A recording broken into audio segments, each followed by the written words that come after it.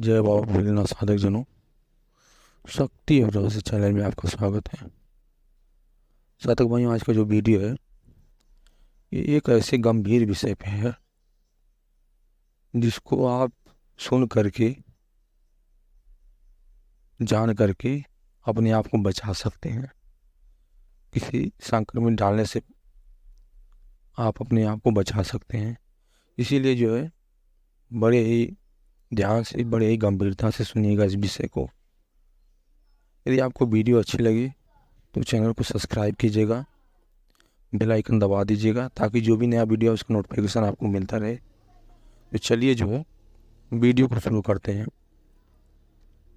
ये वीडियो इस विषय पे है कि जैसे यदि कोई गांव है और उस गांव में 100 घर हैं तो 10 घर तो ऐसे ही लोग होते हैं जो भूत प्रेत आदि चीज़ों से परेशान रहते हैं। अब जब कोई परेशान रहेगा इन सब चीज़ों से तो किसी न किसी तांत्रिक सोखा हो जाके पास जाएगा जरूर। और आज के समय ये है, कुछ के पास तो कुछ नहीं होता है। कोई कोई तांत्रिक ऐसे होते हैं जो केवल ढोंग करते हैं, कुछ भी नहीं होता है उनके पास। और अधिकतर करके जो तांत्रिक होते हैं वो किसी न किसी भूत प्रेत गंदी चीज़ों को सिद्ध करके रखते हैं। जैसे कोई ब्रह्म राक्षस हुआ, कोई मसान हुआ, कोई अवघड़ बाबा हुआ। इन सब चीज़ों को ये जो है सिद्ध करके रखते हैं और उन्हीं के बदौलत अपना सुखैती वैदी चलाते हैं। चलो यहाँ तक तो ठीक हुआ, लेकिन उसके बाद की कहानी जो है वहीं ज़्यादा गंभीरता वाली बात है। गंभीरता इस तरह से है कि मान लीजिए किसी को कोई परेशानी हुई भूत प्रेत से संबंधित, और किसी ओझा सोझा के पास गया। उसने बताया कि तुम्हें ये परेशानी है और उन्होंने मान लिया कि हाँ ठीक है। उन्होंने कहा कि इतना पैसा लगेगा, ये चीज़ें सही हो जाएंगी। उन्होंने ये भी मान लिया, लेकिन आज के समय में ऐसी ऐसी सूखा हो जाए, यदि आप उनके पास एक बार चले गए तो सोचेंगे कि ये हमारे पास बराबर आते रहें। इसके लिए वो ऐसा कुछ कर देते हैं अपने यहाँ आने वाले लोगों के पास कि उनको हमेशा चक्कर उस स्थान का लगाना पड़ता है। वो कैसे, ये भी आपको बताते हैं। और अभी आपको इस प्रकार की हुई घटना को भी बता रहे हैं कि किस तरह से दो ऐसे लोग हैं जिनको मैं जानता हूँ कि वो किसी सोखा ओझा के पास गए और उस सोखा ओझा ने उनके ऊपर ऐसी क्रिया कर दिया ताकि वो बराबर हमारे पास आते रहें और उनसे पैसा हम समय समय पर लेते रहें। मैं कह रहा था कि मान लीजिए कोई सोखा ओझा के पास गया, उसने देखा कि हाँ ठीक है ये परेशानी है। इसमें जो सोखा ओझा होते हैं सब ऐसे नहीं होते हैं, लेकिन मान के चलिए कि 100 में से 70% सोखा ओझा तांत्रिक धूर्त, एक नंबर की गद्दार, धोखेबाज और पता नहीं जितना आप कह सकते हैं वो सब होते हैं। ये बहुत से ऐसे सोखा ओझा होते हैं जब जो कोई काम नहीं करना चाहेगा वो यही लाइन पकड़ लेगा कि मैं सुखैती वैदी करके और इसी से अपना काम चलाऊंगा, इसी से पैसा कमाऊंगा, लोगों को लूटूंगा। मान लीजिए 100 में 10-20% सही है, बाकी जो है वो करते क्या है कि आप उनके पास गए, उन्होंने देख लिया कि ये परेशानी है। पहले तो कहेंगे कि आपको इतना दिन तक आना पड़ेगा हमारे यहाँ, बराबर हो, हफ्ते में एक बार या महीने में एक बार तो आपको आना पड़ेगा। ठीक है, आपने 2-4 महीना या 2-4 हफ्ता 10 हफ्ता गया, आप ठीक रहे, लेकिन आप उसके बाद जाना वहाँ छोड़ दिए तो क्या करेंगे कि अपने पास जिसको पूजे रहते हैं, जिस शक्ति को, वो क्या करेंगे कि आपके ऊपर लगा देंगे, या आप परेशान होंगे तो अपने आप आएंगे। ये मैं एकदम प्रमाणित बात कर रहा हूँ, ये घटित घटना है, इस तरह से कह रहा हूँ। जब आप परेशान होंगे कोई चीज़ वो भेज देंगे, आपको परेशान करेगी वो शक्ति, तो आप सोचेंगे कि मैं तो इतना दिन ठीक था, क्यों परेशान होने लगा। फिर चलते हैं उस बाबा के पास, उस तांत्रिक के पास। वो आपको देखेगा, फिर क्या करेगा, अपनी जो चीज़ें भेजे रहेगा आपके पास, उन चीज़ों को भोग वगैरह दे करके मना लेगा कि फिर आप इतने दिन तक इसके पास मत जाना। वो चीज़ें हट जाएंगी, नहीं आएंगी, और आपको आराम लग जाएगा। तो आप सोचेंगे कि तो बहुत अच्छा है। फिर कुछ दिन बीतने के बाद, 2-4 महीना बीते, फिर आपको वही परेशानी आएगी, फिर आप उनके पास जाएंगे, तो ये क्रिया चलती रहेगी आपकी। हालांकि सभी लोग ऐसे नहीं होते हैं, लेकिन जो होते हैं वो होते हैं। अब आप लोग 2 घटना ऐसे बताने जा रहे हैं कि उनके साथ ही घटना घटी। एक हरिजन परिवार था, जिनके घर जो है इस तरह की कोई प्रेतात्मा से बहुत परेशानी थी।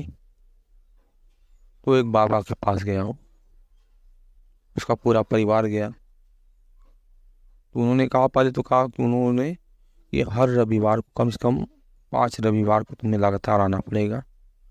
उन लोगों ने कहा ठीक है, कोई बात नहीं, हमको अगर आराम हो जाता है, हमारी दिक्कत परेशानी जो है ख़त्म हो जाती है, तो कोई दिक्कत नहीं है। 25-30 किलोमीटर दूर था, तो वो कहे ठीक है हम आएंगे, और वो गए भी। अच्छा, 5 रविवार को गए लगातार वो। फिर उसने कहा कि ऐसा है कि महीने में एक बार तो आपको आना पड़ेगा, तो हर रविवार मत आइए, लेकिन महीने में एक बार तो आपको आना पड़ेगा हमारे पास, यहाँ दरबार में। तो उन्होंने कहा कि गुरुजी बड़ा दूर पड़ता है, और कहाँ हम बार बार आ पाएंगे। कहा कि नहीं देखो, जो है आओगे तो तुम्हारा ही भला होगा, वैसे हमारी तरफ से कोई बात नहीं है। उन्होंने कभी कभार गया उनके पास। अब भाई कोई किसी के यहाँ बराबर कहाँ जा पाएगा। एक समय आया कि वो भी जाना बंद कर दिए।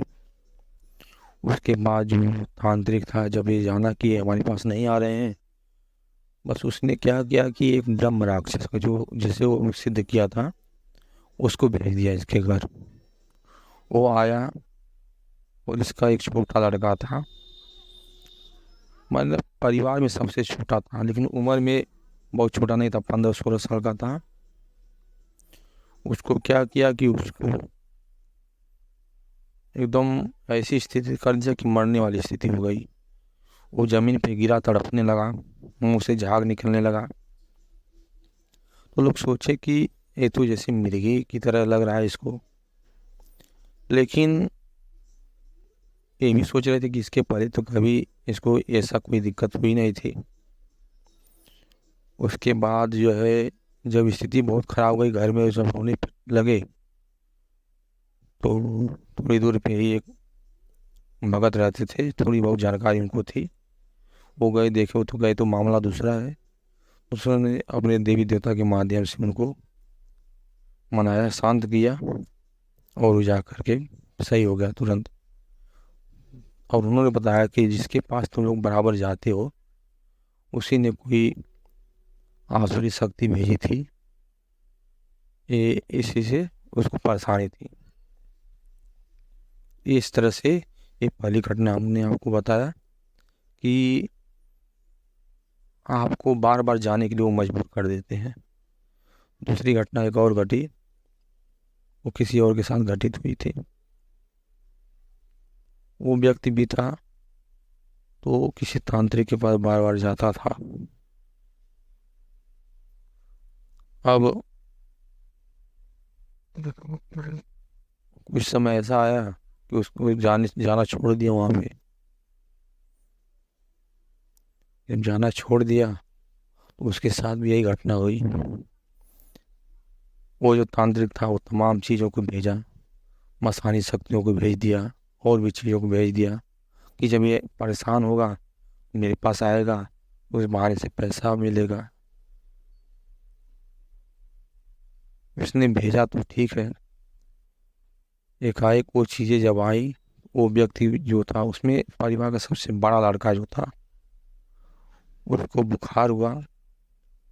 तबीयत बुखार इतना बढ़ता गया, दवा हुआ भी हुआ, सुई दवा हुआ, लेकिन कोई आराम नहीं हुआ। रोज बुखार, तबीयत लगातार 1 हफ्ते तक खराब रहा। उसके बाद उसके कुलदेवी जो थी, कोई बड़ी शक्ति थी उसके घर में कुलदेवी के रूप में, वो एकदम विकराल रूप में खेल गई। और जब खेल गई तो एकदम तांडव करने लगी। इस तरह से तांडव कर रही थी कि देखने वाले डर जा रहे थे, क्योंकि कहीं न कहीं वो मारन चीज भेज दिया था कि जाओ मार दो उसको, उसके परिवार के किसी सदस्य को मार दो। वो उसके बाद इस तरह से नाच रही थी, तांडव कर रही थी, जैसे तांडव में नृत्य होता है। वो त्रिशूल लेकर के, ऐसा लग रहा था कि दोनों हाथ में त्रिशूल लेकर नाच रही हो सकती। नाचते नाचते उसने कहा कि ये तो फला फला ऊर्जा तांत्रिक ने भेजा है चीज़ों को, वो ठीक नहीं है, उसके पास तुम लोग जाते हो,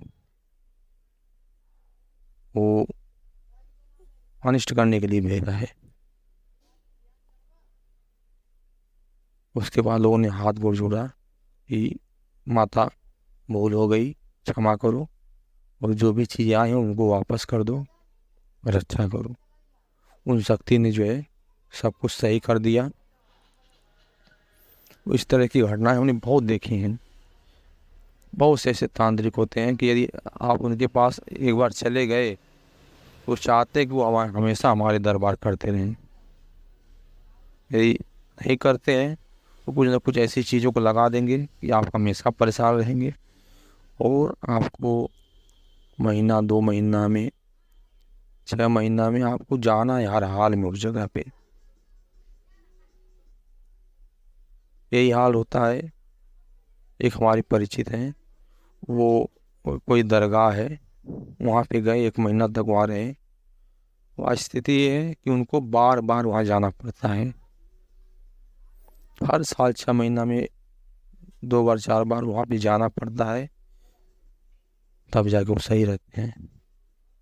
इसीलिए कहीं भी आप जाते हैं, किसी भी दरबार में जाते हैं, इस चीज़ पे विशेष ध्यान दीजिए कि वहाँ ये वाला सिस्टम ना हो कि आपको हमेशा बराबर आना ही है यहाँ पे।